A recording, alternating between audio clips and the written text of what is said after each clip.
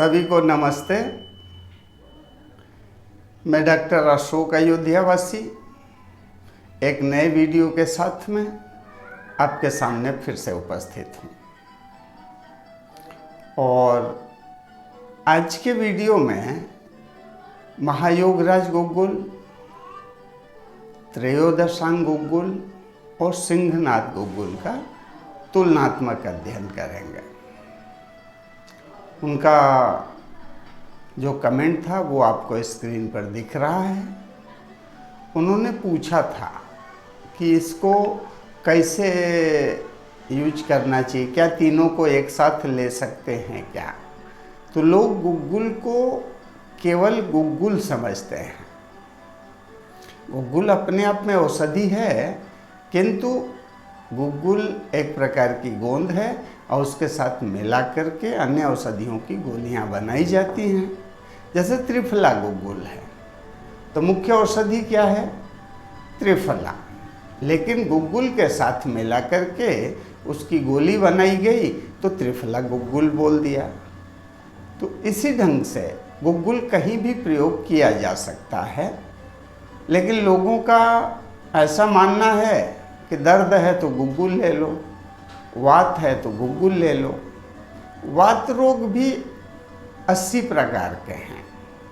तो ये 80 प्रकार के रोगों में किसमें कौन सा गुग्गुल लेना चाहिए, ये वैद्य के अनुभव और विवेक पर निर्भर करता है।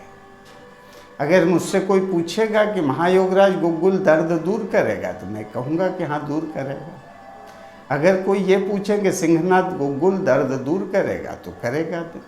लेकिन दर्द कहाँ है, कैसे है, क्यों है, ये तो एक बार देखना पड़ेगा।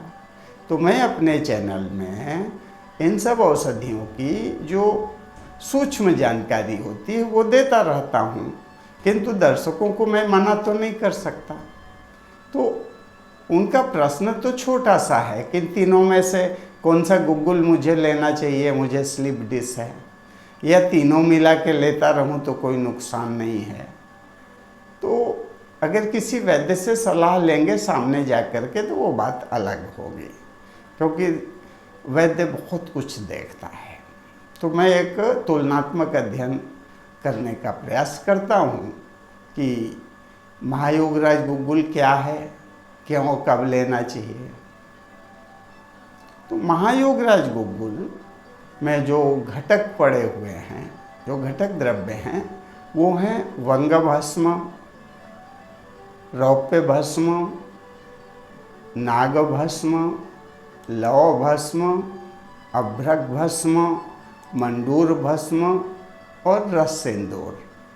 ये सारे प्रमुख घटक द्रव्य हैं और इनके साथ में ये औषधि तैयार की गई है।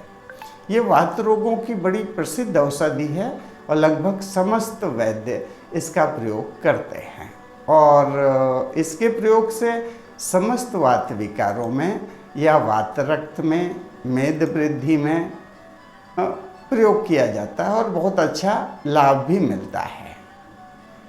इसका गुण दीपन पाचन भी है, आमदोष नाशक भी है और समस्त धातुओं का पोषण भी ये औषधि करती है। तो आप महायोगराज गुग्गुल के बारे में समझ गए और जो इसके घटक द्रव्य हैं उनके बारे में भी आप समझ गए होंगे, और नहीं तो इनके घटक द्रव्यों के बारे में एक अलग से वीडियो में बना दूंगा। तो ये हो गया महायोगराज गुग्गुल के बारे में। अब मैं आता हूँ दूसरी औषधि जिसको त्रयोदशांग गुग्गुल बोलते हैं। तो त्रयोदशांग गुग्गुल कमर दर्द, स्नायु कटिशूल, यानी जिसको स्नायु कटिशूल किसको बोलते हैं? साइटिका, जो नर्वाइल सिस्टम में काम करता है। कहीं रक्त में अवरोध आ जाता है, रक्त प्रवाह में, तो उसकी वजह से साइटिका दर्द होने लगता है। इसका प्रयोग घुटने के दर्द में भी करते हैं, स्वेलिंग में भी करते हैं, और अगर पंजे वगैरह में जकड़न आ जाए तो वहाँ भी करते हैं। मांसपेशियों के दर्द में भी ये अच्छा लाभ देती है। और इसके जो घटक द्रव्य हैं वो भी मैं चर्चा कर लेता हूँ। और यह दवाई भी निरापद है, किसी खरीदने के लिए किसी डॉक्टर की पर्ची की ज़रूरत नहीं है और ये भी बड़ी प्रमुख औषधि है। तो अर्थराइटिस और ऐंठन और इन सब में काम करती है। तो इसके जो मुख्य घटक हैं वो हैं गोखरू, अश्वगंधा, गिलोय, गुग्गुल और सौंफ, रासना, अदरक, चीड़, शतावरी और बबूल की फली। तो ये हो गया आपका त्रयोदशांग गुग्गुल। तो दोनों के घटक द्रव्यों में अंतर है, ये आप देख लिए। इसमें गोखरू, अश्वगंधा, गिलोय, गुग्गुल, सौंफ, रासना, अदरक, चीड़, शतावरी और बबूल की फली का प्रयोग हुआ है, जबकि महायोगराज गुग्गुल में भस्मों का प्रयोग हुआ है।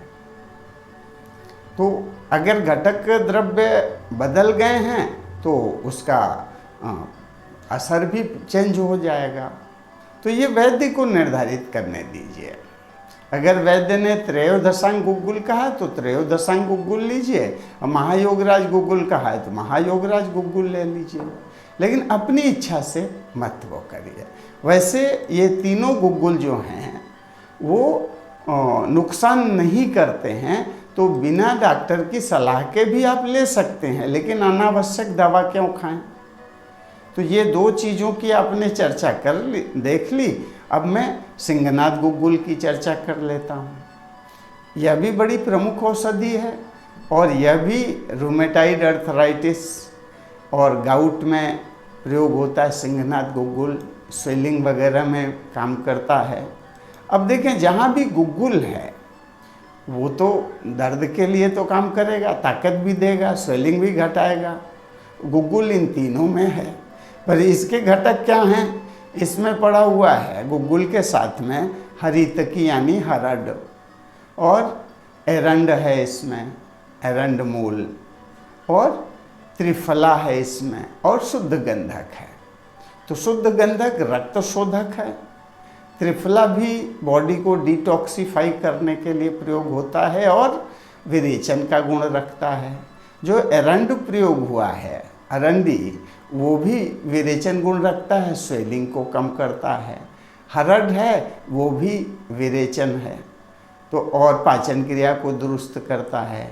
गुग्गुल ताकत देता है। तो अब ये तीनों औषधियों में आप एक साथ भी ले सकते हैं, लेकिन मैं सलाह नहीं दूंगा। मेरा काम है औषधियों की जानकारी देना, और वैद्य अपने विवेक, अपने अनुभव के अनुसार आपको दवा सजेस्ट करेंगे और वही दवा आपको लेना चाहिए। अगर आप कोई स्वयं भी दवा खाना चाहते हैं तो इन तीनों का कोई साइड इफ़ेक्ट नहीं है, लेकिन क्यों जल्दबाजी करने का कि तीनों मिला के ले लें। तो आप देख लें कि आपको क्या सूट करेगा। एक अगर दर्द ज़्यादा है तो मैं कहूँगा कि महायोगराज लीजिए, लेकिन अगर सूजन वगैरह ज़्यादा है और रक्त दोष आपको समझ में आता है, पेट नहीं साफ हो रहा है, तो उस दशा में आप ये ले सकते हैं सिंहनाथ गुग्गुल। कई बार स्वेलिंग ज़्यादा होती है, दर्द ज़्यादा होता है, तो सिंहनाथ गुग्गुल ले सकते हैं। और अगर कहीं हाथ पैर जाम हो रहे हैं, पंजे जाम हो रहे हैं, तो वहाँ पर आप त्रयोदशांग गुग्गुल ले सकते हैं। तो ऐसा आप कर सकते हैं। आप स्वयं एक एक दवाइयाँ सेवन करें, एक एक दवा का सेवन करें और खुद अनुभव लें। इस ढंग के अगर आप कमेंट करते हैं तो उसका मैं छोटा जवाब तो नहीं दे पाता हूँ, इसलिए मैंने ये तीनों का तुलनात्मक अध्ययन आपके सामने रखा। अगर आपको कुछ लगता है कि इससे आपको जानकारी मिली, तो मैं एक निवेदन करूंगा कि आप मेरे वीडियो को लाइक करें और कमेंट ज़रूर करें क्या अनुभव आया आपको। और एक निवेदन और करना चाहूँगा कि अगर मेरा वीडियो आप पहली बार देख रहे हैं तो मेरे चैनल को सब्सक्राइब करें, घंटी की बटन को ज़रूर क्लिक करें, जिससे मेरे वीडियोज़ आप तक तुरंत पहुँचते रहें। इसी के साथ में मैं अपनी बात समाप्त करना चाहूँगा। जय धन्वंतरी, जय आयुर्वेद।